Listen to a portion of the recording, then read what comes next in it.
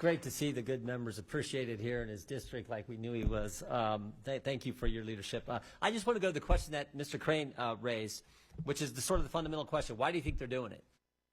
Well, why?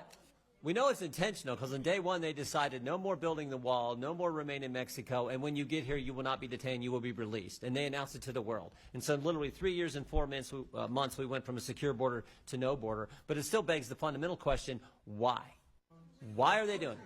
I want to know from folks on our witnesses, we hear from the audience too, but I want to know the people who are testifying here today, what do you think the ultimate motivation is that Mr. Crane was getting to just a few minutes ago? What do you think? I have an idea what I think it is, but I want to know what you guys think here on the front line.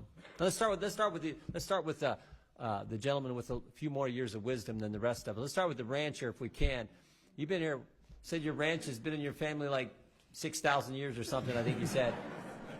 So, Mr. Chilton, you go first. Tell me what you think. Why do you think Joe Biden intentionally, deliberately, premeditated fashion on January 20th, 2021 changed the policies that were working and created the mess that we have heard about for years now, but certainly heard about from you in such a compelling way, Ms. Fagan, Alexander, all of you. Mr. Chilton, tell me what you think the motivation is. Mr. Chairman, it's purposeful, and the purpose is to change the demographics of this country. It's politically thought by the administration, Mr. Biden, that these people will vote for Democrats in the future once they become citizens and eligible to vote. It's strictly a political ploy. Mr. Clem? You know, initially my thoughts were strictly political spite because it took all the executive actions. You know, he was started on day one in the first 30 days. I think there was 94 executive actions that directly impacted the border. So just to undo everything from the previous administration. But over time, as you start looking at all this and you kind of piece it together, your brain wants to reason and try to find some facts and truth. And the only thing I can come up with is just, and this is sitting as a citizen here testifying, is that the more people they can bring in, regardless of citizenry, they can do census, they can do population votes, and gain more seats maybe in their favor and/or electoral college votes down the road to, as Mr. Chilton mentioned, to swing power on their behalf for the future. I think there's no other reasoning because they're not being transparent other than us having to make this up. Politics is more important than what happens to kids like... Absolutely. They're about securing the narrative, not securing the border. Yep. That's kind of what I think too, and it's sad because you don't want to think that about the commander-in-chief of the greatest country in history. You don't want to think that about your government, the people who are elected to high office. You just don't want to think that. But it's tough to come up with any other conclusion because again, we're all for.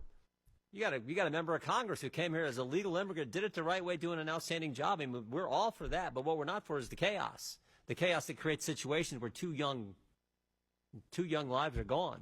The Dunn family, another young. That's what we don't want. Mr. Karcher, I'll give you a chance to respond.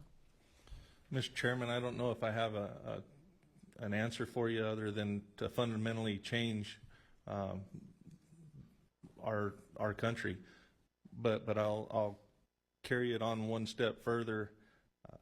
If they're looking for votes, if they're looking for that kind of stuff, why? And throughout my career, I would say somewhere in the 90 percentile of the people that we encountered were military-age males. Yep. No, that's the scary element. The chairman of the subcommittee on immigration has warned the committee now, talks to the entire Congress about these people coming across. Some of them we know are on the terrorist watch list, but there's a whole bunch we don't. I think Mr. Clemmy said earlier, you can walk right up to a Border Patrol agent, you're going to get in, you're going to get released. We know what's happening. So if you're trying to evade that, you aren't up to anything any good.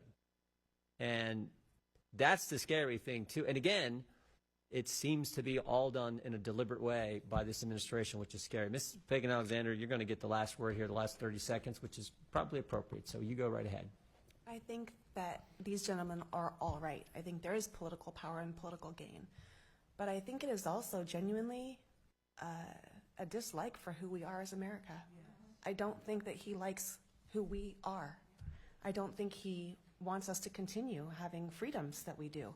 I think by allowing whoever and whatever to come over the border, it changes, it shifts. And I don't think he's opposed to that. And that's very sad, because I love America. Yeah, well, we want to thank the four of you for taking time out of your busy lives and coming here and giving compelling testimony. We want to thank all of you in attendance. Mayor, thank you, and our law enforcement for being such gracious hosts. I wish I could stay a little longer. Of course, we want to thank your congressman, who, as I've said now a couple times, is doing a great job. All your team from Arizona is doing a great job. Plus, I tell your congressman all the time, his last name is like just one of those names, Cisco Money, just one of those names you like to say, right? It's one of those great names. But we thank you all, and we're going to keep fighting, trying to.